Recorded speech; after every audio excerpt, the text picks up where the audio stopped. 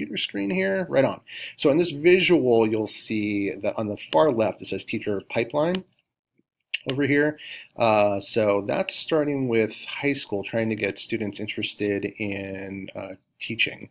And they would come into the community college and specifically with USD, complete a degree with certification in 4 years instead of 5.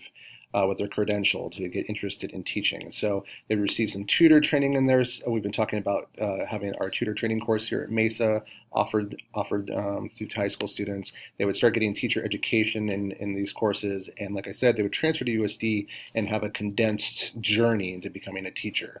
Now, after that, I'm thinking there's some room. So if we start moving here into this curious about education leadership thing, what does this space look like between this undergrad degree and this master's degree? Could there be some kind of certification process that if like a taste where if they take a course or two or three or whatever that is a part of a USD MA degree, either leadership or teacher education or teaching or something like that.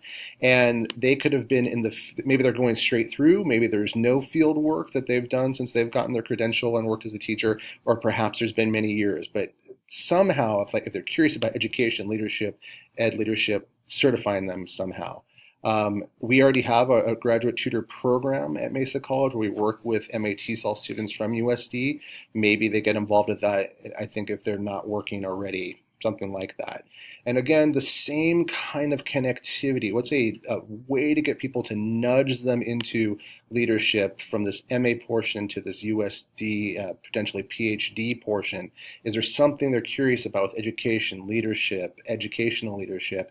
And again, offering the certificate that might nudge them into taking this higher degree. And again, if we couple that potentially with a graduate tutor program or some other kind of regional event. So these are just some initial ideas.